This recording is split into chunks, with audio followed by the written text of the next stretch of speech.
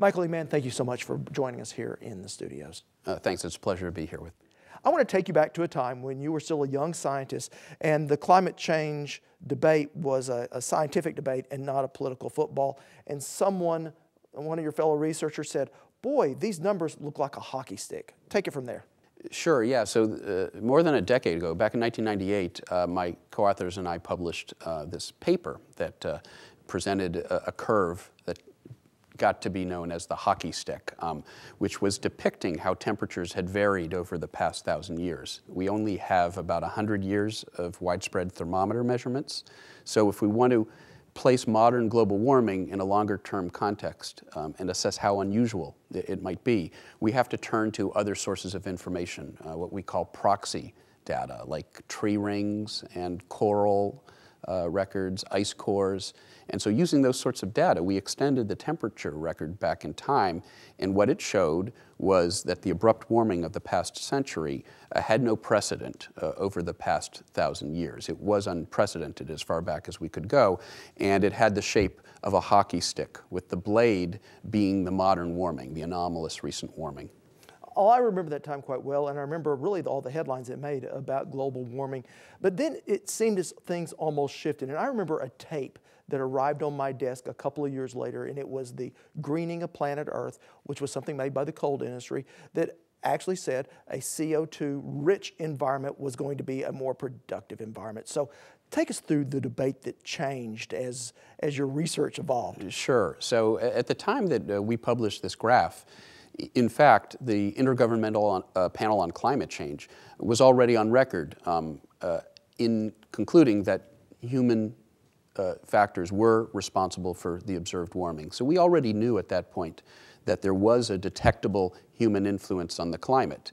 But scientists were still debating, and to some extent are still debating today, the precise magnitude, for example, of how much warming we expect in the future if we continue to burn fossil fuels and raise CO2 concentrations. There are still uncertainties in the science that are important. If we are going to adapt to changes in climate, we need to know what's coming. We need to know, for example, in Oklahoma, how much warmer are the summers going to get? How much worse are the droughts going to get? Will the droughts of the past few years become the rule rather than the exception? Those sorts of questions rely upon subtle aspects of the climate system where scientists are still working out the answers. So we know that the globe is warming. We know that it's because of human influence, the burning of fossil fuels increased greenhouse gas concentrations. We know that sea level is rising. We know that certain regions are getting warmer summers, are getting worse drought. But how bad will it get? That's still an open question, and there is still uncertainty, and scientists are working hard to resolve those uncertainties. That having been said, uncertainty isn't an excuse for inaction. Uncertainty cuts both ways. And what that means is, in some respects, the climate models that we use are actually underestimating the changes. The sea ice in the Arctic is disappearing faster than the models predicted it to. So uncertainty can cut in either direction. And it turns out it's not a reason for inaction. It's actually a reason to take action because of the possibility of changes that are even far worse than what we're currently predicting. Before we go there, I do want to ask you one last thing about some of your detractors. In 2009, Copenhagen talks were about to start, and some emails were hacked into that some thought were giving proof that someone had been paying, for lack of a better term, fast and loose with some of the numbers. Explain. Yeah, so in the lead up to the Copenhagen summit of December 2009, there was really this manufactured scandal where hackers had broken in, they had stolen thousands of emails from a server, an email server in the UK. And these were thousands of messages between climate scientists. And what they did was to take individual words and phrases from these emails and take them out of context. For example, the word trick. Scientists use the term trick to describe a clever solution to a problem. Here's the trick to solving that equation. A mathematical solution. A mathematical solution, or just a clever solution to a scientific problem. And when you take a word like that, which is part of the lingo of science, part of the lexicon of science, and you take it out of context, it's easy to try to make scientists look bad. Oh, look, they were using a trick, as if they were trying to fool people, when in fact all they were talking about was a clever solution to a problem. So I think that, that episode was symptomatic of something larger, that there has been a pretty broad, well-organized effort to discredit the science of climate change, because it does have implications. The science at some level is inconvenient for some pretty well-heeled interests, and there has been an effort to discredit the underlying science, and it's taken the form of attacking individual scientists like myself, of stealing emails between scientists and taking them out of context to try to smear them, to try to make them look bad. I've received death threats. I have received materials in the mail that had to be investigated by the FBI. So unfortunately, there is this, there is an effort afoot to discredit the science of climate change. And scientists like myself, we find ourselves in the crosshairs of those efforts to discredit the science. That's why I wrote my book, The Hockey Stick and the Climate Wars, to describe what it's like to be a scientist who went into science because of my love of solving problems, and to have found myself in the center of this raging debate over climate change. It's not what I expected to do. It's not why I went into science. I went into science because I loved solving problems, working on difficult problems. And now, because of the work that we've done on climate change, I've sort of evolved into a public figure in the climate change debate, and I've grown to embrace that. And there is a role, I believe, for scientists informing the public discourse over this important issue. Not that we should be prescribing policies, that we should be telling the public what to do, but it is important for scientists to be informing that discussion. Oftentimes when I talk to people on the other side of this issue, they will say, well, what happens if they are wrong? We're going to spend all this money and it's really not going to do us any good. My question to you is, what happens if you are right and we don't spend any money and we do nothing? Yeah, well, that arguably would be a far worse scenario. Sometimes people talk about uncertainty. Yes, there is uncertainty in the science, but as I said before, uncertainty cuts both ways. And it turns out that the possibility that the impacts are going to be far worse than we project them to be is actually cause for investing even more in mitigating climate change than we would have in the absence of any uncertainty. So the fact is that it's sort of like an insurance policy, fire insurance. We don't take out fire insurance on our homes because we think our homes are going to burn down. We take out fire insurance because in the rare event, in the unlikely scenario where our home does burn down, it would be catastrophic if we had not hedged against that possibility. And that's why we purchase fire insurance. So think of mitigation, think of reducing our carbon emissions as a sort of planetary insurance policy. If we don't do that, then what economists who've done very sober analyses of the costs of action versus the cost of inaction, what they tell you is that if we go beyond, say, 2 degrees warming of the planet, 2 degrees Celsius, it's about 3.5 degrees Fahrenheit. If we continue with our business as usual with our current pattern of fossil fuel emissions, we'll be there in a matter of decades. So if we're going to avoid crossing that threshold, we need to begin reducing our emissions fairly quickly. If we cross that threshold, many scientists who look at the impacts of climate change say that's where we really commit to some of the most damaging impacts of climate change. Far worse drought here in Oklahoma and heat here in Oklahoma than anything we've seen before. Far worse flooding of our coastlines because of sea level rise. The costs of inaction quickly become far greater than any cost of taking action. And so yes, there is a cost in making that transition to a new energy economy. And there are new opportunities that will emerge as well. But the cost of doing nothing again, the most sober economic analyses, very conservative economists who have looked at this problem have said the cost of not acting is far greater than any cost of acting. Now, 3 degrees doesn't sound like very much. Why does that make such a large difference?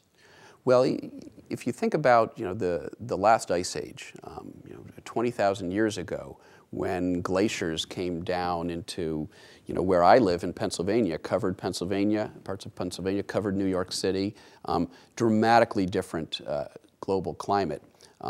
That was a difference. That was due to a difference of only a few degrees, maybe 4 degrees Celsius, lower temperature globally, but regionally the impacts were much greater. And so when we talk about, say, a 4.5 degrees Fahrenheit warming of the globe, which is something we may commit to in a matter of decades, we're talking about probably more like 7 degrees Fahrenheit or 8 degrees Fahrenheit over the center of North America.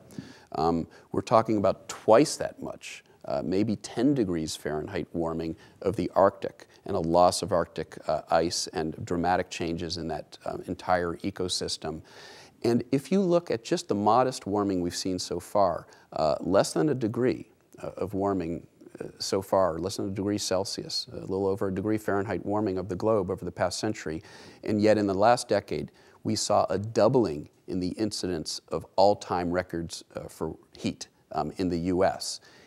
In the past 2 years, those records are now running 10 to 1. We're seeing 10 times as many record-breaking heat events in North America than we would expect in the absence of global warming. So we are already stacking the deck, or if you like, loading the dice towards far more extreme weather events, whether they be extreme heat and drought in regions like Oklahoma, or extreme flooding events in part of the Northeast where I live. Even a relatively small change in global temperature translates to huge changes in regional patterns of climate and weather. So this is a different time than even when we saw the warming period during the medieval ages, or even the high CO2 levels of when the dinosaurs roamed the earth. Yeah, so if you go back, to when dinosaurs were roaming the earth, go back to 100 million years, the early Cretaceous period, when dinosaurs were roaming the planet. CO2 levels then were certainly probably several times higher than they are today. The globe was substantially warmer than it is today. And some people say, well, so we've had these natural periods of warming and higher CO2 concentrations. Well, we'll just adapt, like life did back then. The problem is the rate of change. So it took nature 100 million years to bury all of that CO2 that was around during the Cretaceous period through natural processes, bury it underneath the ground. And nature was able to evolve to a long-term change in climate that took 100 million years.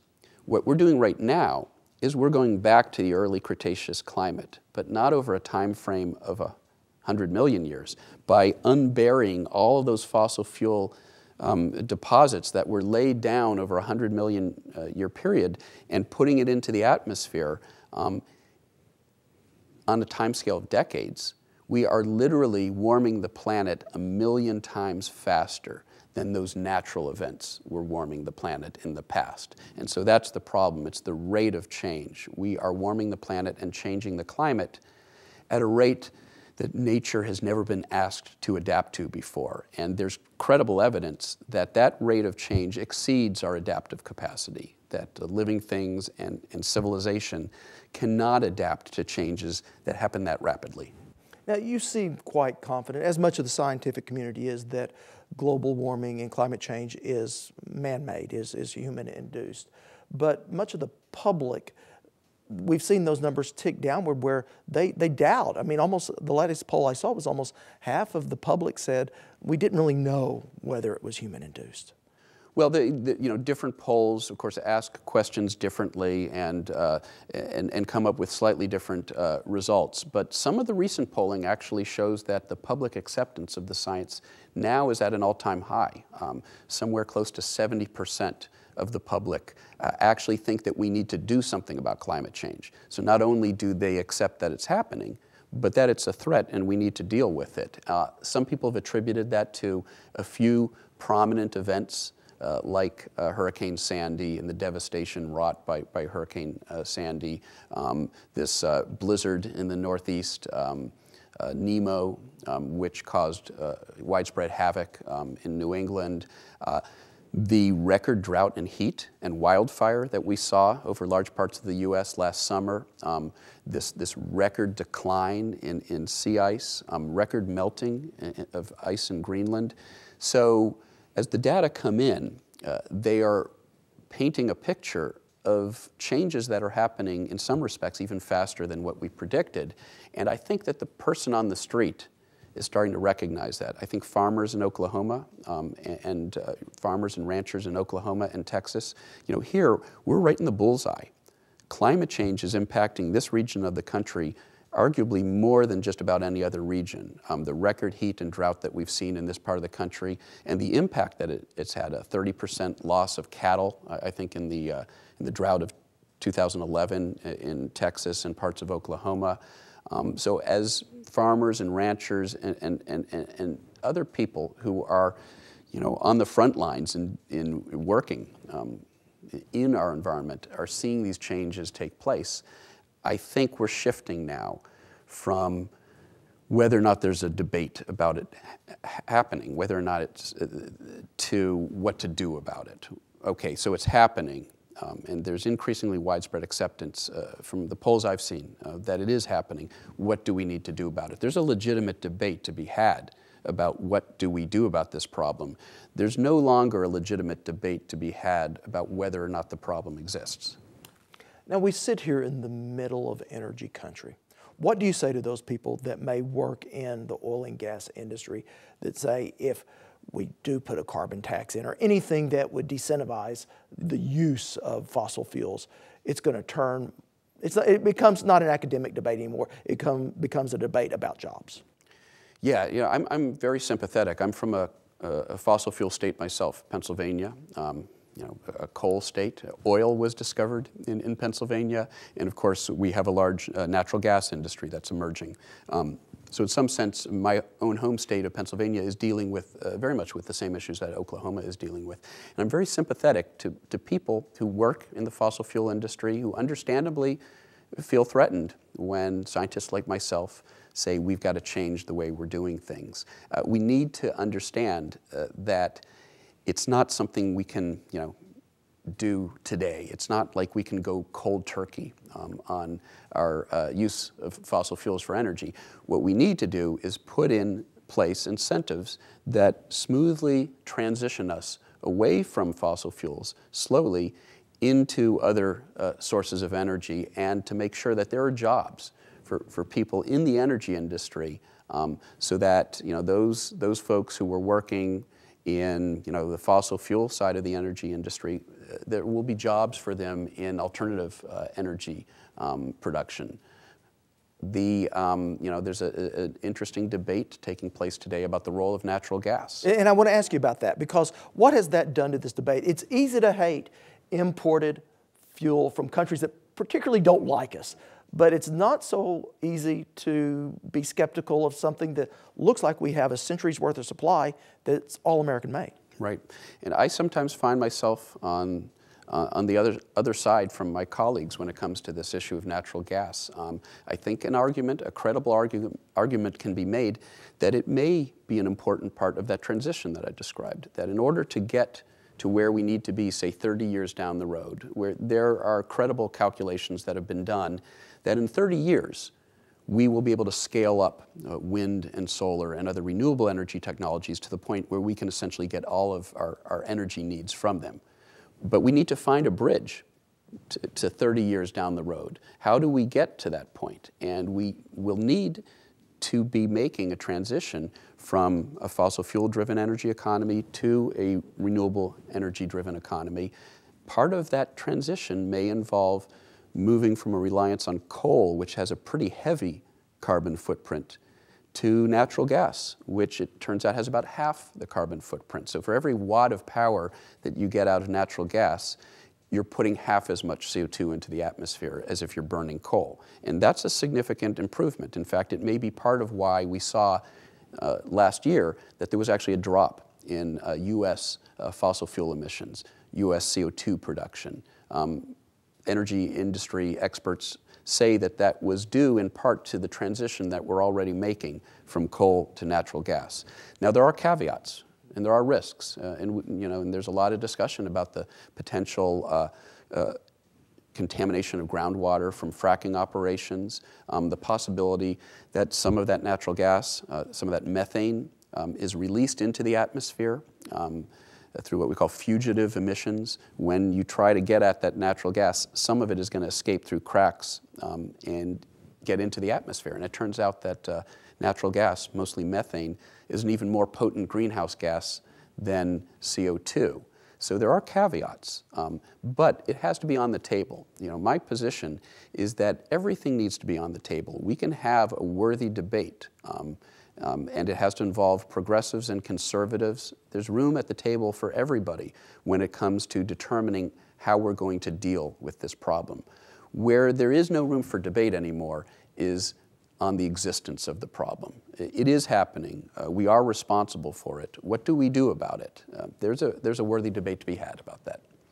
What do you say to those that would believe that we can do everything we want, spend as much money as we can in this country trying to solve the problem, but as long as they're putting a new coal plant online in China and India every few days, we're just kind of wasting our time? Well, I'm sympathetic to that argument. We are in an unusual sort of place in history right now where certain countries like the U.S., no doubt we have benefited tremendously from 2 centuries of access to cheap energy, fossil fuel energy. It's part of what's made us so prosperous. And other countries like China and India who are just coming online with their energy economies say to the U.S., well, you had your turn. You had 2 centuries of access to this stuff. We deserve our turn too. To me, what that means is that we have to have some moral authority. We have to have the moral authority to be able to tell them that, no, we do need to do things differently now. And we won't have that moral authority if we're not willing to engage in meaningful efforts ourselves to deal with the problem of our carbon emissions. And so in order to have the moral authority to negotiate with the Indias and the Chinas of the world, we need to have our own house in order when it comes to our commitment to solving this problem. If you look at China, as you say, yeah, building a coal-fired power plant every 4 or 5 days, but at the same time, investing far more in renewable energy technology than we are here in the U.S. And in fact, China just last week announced that they are going to be instituting a carbon tax. So they have actually decided that climate change is a big enough threat to them, even given their reliance on coal and fossil fuel energy, that they're willing to take some measures to try to put in place the incentive structure that helps us shift away slowly from our reliance on fossil fuels towards non-carbon-based energy. And when you say non-carbon-based energy, talk to me about nuclear energy. What are your feelings there? Well, this is another topic on which I sometimes find myself on the opposite side of some of my colleagues. As I said before, I do think that all options have to be on the table, and nuclear energy may have to be part of that bridge. Mm-hmm. Transition. Part of that transition where, sure, we may have to tolerate certain risks. The solutions may not be optimal. We may have to tolerate a certain amount of risk and to trade off one type of risk for another. Yes, there is a risk of contamination of our environment. Fukushima was a reminder of that when we use nuclear energy. But that's a risk that can be managed, and arguably it's a far less risk than the permanent impact we are going to have on this planet if we continue to burn fossil fuels. So nuclear, I think it has to be on the table. Now, one of the issues that you have to wrestle with nuclear power is there's a huge amount of infrastructure investment when you build a nuclear power plant. It really doesn't pay off until about 40 or 50 years. And so if we're talking about a 30-year strategy and we're talking about building nuclear power plants, there's an issue there as well. Now, you talked about the investment in renewables in China. Do we risk as a country of falling behind in that area? That is one of my greatest fears. I've got a 7-year-old daughter, and I want to see her grow up in a prosperous United States where we protect our environment, but we have a thriving economy. And part of what's made us great as a country is our investment in research and our willingness to try to lead the rest of the world when it comes to basic research and development that leads to new technologies, and we export those technologies to other countries. We're at a point in history now where we're falling behind the Indias and the Chinas.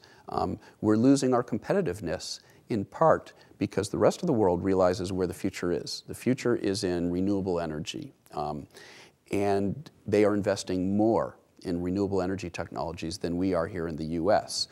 So climate change and sort of pivoting to a new energy economy that recognizes the challenges of climate change, that's an opportunity, and it's an opportunity that we may miss if we allow the rest of the world to move ahead while we, continue to simply debate, what fossil fuels to use rather than how to transition to new sources of energy. And it seems as if this debate is almost spread into the realm of not just something about energy, but something about people's worldview, about how we approach everything that we do in the world. Right. Well, there is a certain segment of the population that doesn't accept the reality of climate change. And despite the fact that the U.S. National Academy of Sciences is firmly on board in saying that this problem is real and it represents a challenge, the national academies of all the major industrial nations are on record in stating that climate change is real. It does represent a threat. So the world scientific community has said this is a real problem, and we need to think about what to do about it. And yet there is a certain segment of the population that prefers to disregard what the world scientists are saying and instead subscribe to the idea that this is an elaborate hoax, that somehow it's part of an effort to establish a new world order. You sometimes hear that climate change is just a way of taking away personal freedom and putting in place a United Nations New World Order. Well, if that were true, then why would the World Bank, which was founded to fight the spread of communism, why have they gone on record in stating that one of the greatest challenges that we face is climate change? Why have all the major industrial nations, the leading free market-driven economies of the world, why are they on record as in stating that climate change is real? We need to deal with it. I want to ask you a journalism question. That may be a little hard for a climatologist, but in preparing for this interview, I was online looking at various interviews that you had done, and I was just struck by the number of decriers I found out there in the blogosphere and on YouTube of people that, for lack of a better term, seem to be trying to shout you down. Well, it's unfortunate that we haven't had as civil a discourse over this issue in the public sphere as we could. There has been an effort, in part, in my book I talk about the fact that there has been an effort to discredit the science, some of that coordinated by big players, by certain vested interests, some of them with ties to the fossil fuel industry, who stand, as they see it, to lose out if we do transition away from our reliance on fossil fuels. As George W. Bush referred to it, our addiction to fossil fuels. If we do transition away from our addiction to fossil fuels, then there are certain industries that are going to lose out. And unfortunately, in some cases, they've used their massive resources to fight a public relations campaign to discredit the science of climate change and to discredit scientists like myself. And in my book, I sort of describe what that's like to be at the center of this effort to discredit you. Now, a lot of the people out there who express skepticism about climate change, I think are coming at this from good faith. I mean, they honestly believe that the science is flawed because they're hearing that from talk radio folks and from certain news networks that have helped perpetuate this notion that climate change is a hoax. So I think there are a lot of victims out there, people who don't accept the science of climate change, and sometimes even get angry about it because they start to believe the rhetoric that's used against us. You know, we're accused of trying to take away people's personal liberty. We're accused of all sorts of things by those looking to discredit us.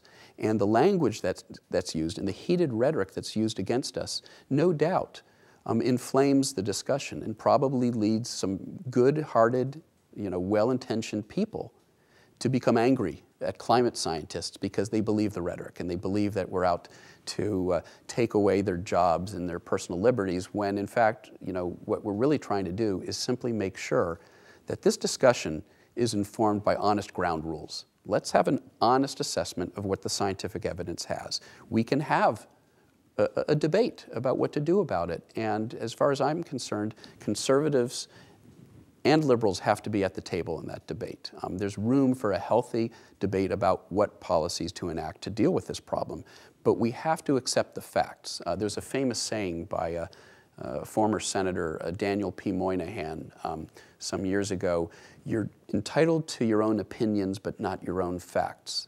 When it comes to the issue of climate change, there are too many people out there, unfortunately, who feel entitled to their own opinions. We've got to start with the facts. Then we can have a worthy debate about what they imply, what actions they imply. Dr. Mann, thank you for being in our studios. Michael E. Mann is a climatologist and the author of the book, The Hockey Stick and the Climate Wars. Thank you so much. Thank you. It was a pleasure.